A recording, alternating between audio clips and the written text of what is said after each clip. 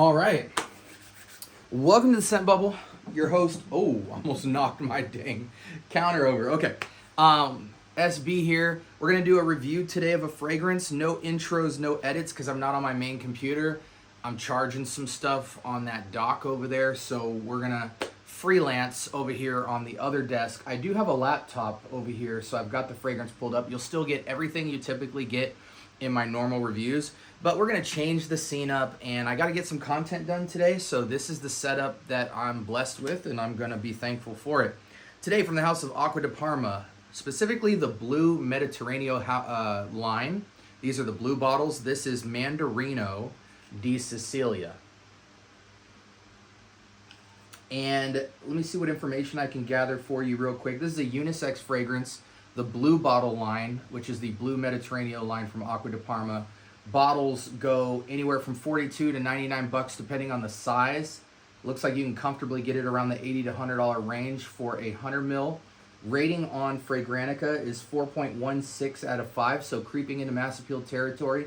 Pretty healthy sample size of 1,000. I'm also not mic'd up. I apologize that. Normally we have clean mic, clean signal and everything, but we do got to get some reviews done today, so most people film like this with their phone and no equipment, so hopefully the information is the value that you guys get here. So unisex, 4.2 fragrance out of 5.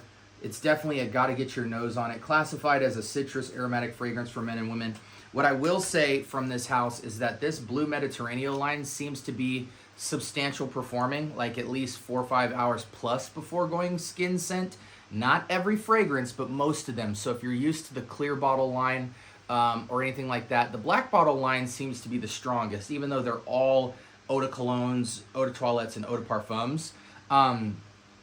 The black line, black bottle fragrances specifically seem to be the highest performing in most cases generally. So getting into this blue line, you're not going to struggle as much with performance, but with the House of Acqua di Parma, generally 70% plus of their fragrances do have a softer, punchy projection, but just as far as longevity, you could be dealing with anywhere between a 3 hour to 8 hour window. 3 to 6 hour window is the sweet spot for Acqua di Parma. Their weaker stuff's around 3 hours.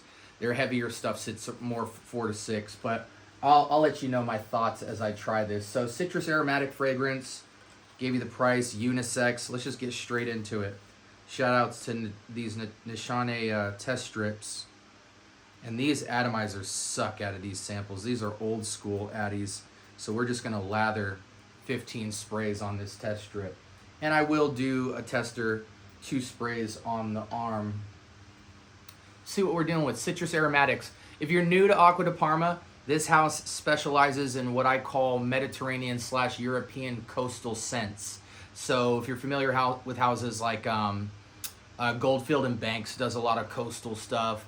Tom Ford does a lot of coastal stuff, Neroli, Portofino, stuff like that. This is very much among that line of a lot of aromatic, outdoor, coastal, seaside, by the sea, off in the distance from the sea, breezy, floral, citric, cypress, green, juicy stuff. Just punchy projection. That's just very overall clean, pristine, but also kind of has a European feel to it. The refinement on all the fragrances is phenomenal. Really, people's main gripe with this house is struggling to find which fragrance really performs. One of my favorite fragrances, Fico di Amalfi. The performance is absolutely terrible, but the projection is awesome. So I just put a layering combo together with lotions and oils and dabbers to kind of build up that scent to go for at least 4 hours plus before its skin scents. This scent is very nice. It's like, this is in the family of like Orange Sun-Kissed. Less synthetic, less soda poppy, more realistic, juicy, kind of tangerine orange squeezed on in your face.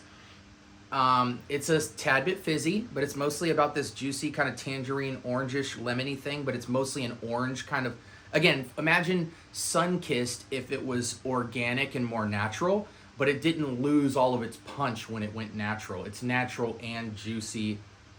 You're getting the real deal citrus here.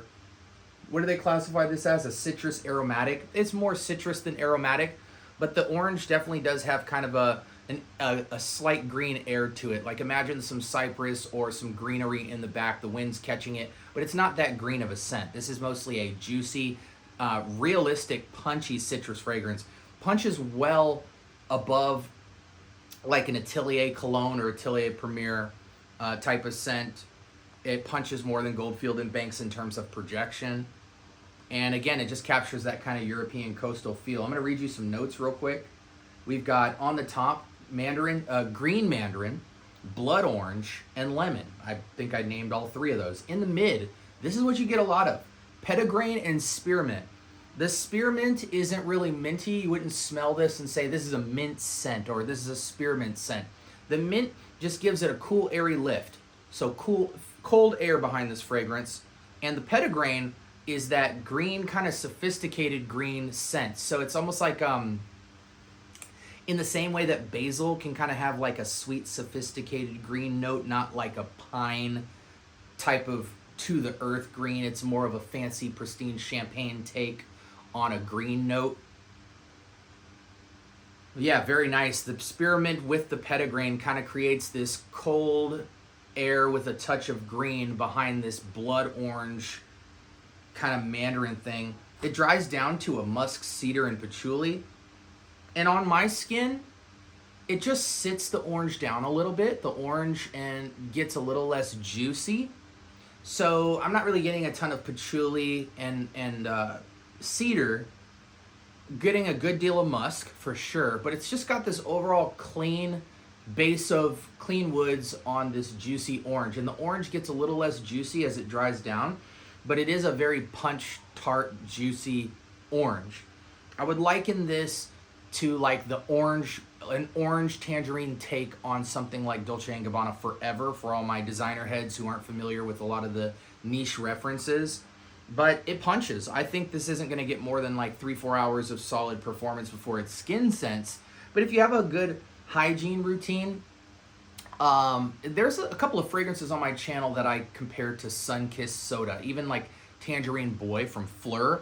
This is a little bit more photoreal, a little bit bigger of a niche quality to the characteristics, a little more photoreal.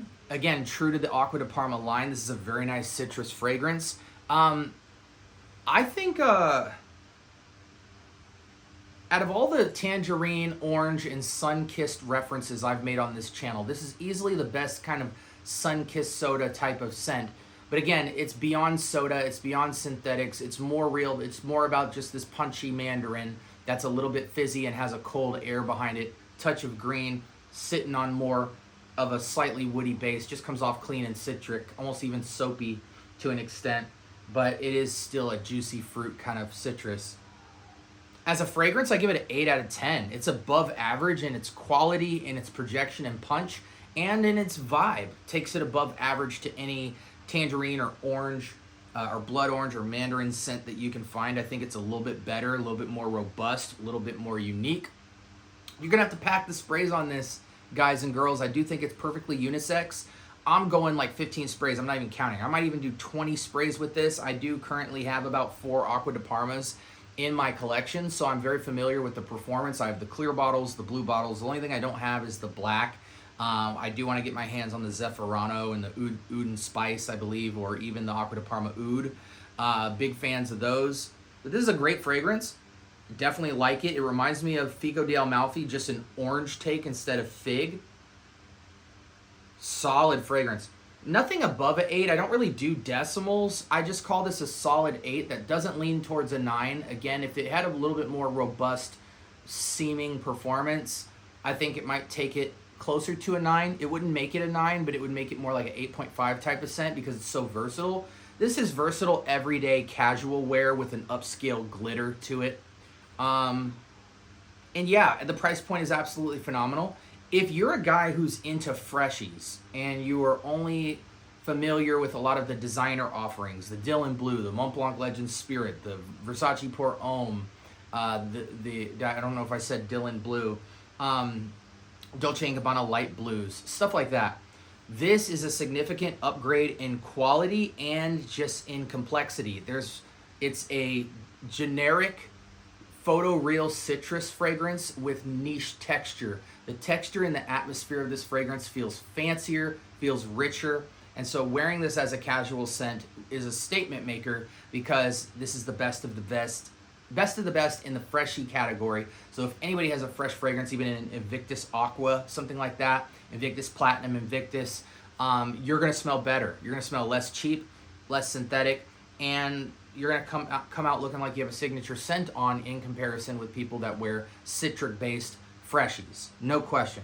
8 out of 10 for me, perfectly unisex, ramp up the sprays, 4 seasons wear, dominates in spring, summer, but I would wear it year-round during the daytime, errand running, not play date, that's crazy, lunch date, breakfast, golfing, running errands, pool party, anything like that. This is just a fun, invigorating, energizing signature citrus scent, and I'm a big fan of it. The reports on the longevity are moderate on both the longevity and the sillage. So the sillage to me feels like less than 2 feet, but this is definitely an aura fragrance. When people walk by you, they're gonna go, oh, and be disrupted by your projection, and that's gonna get a conversation, conversation started.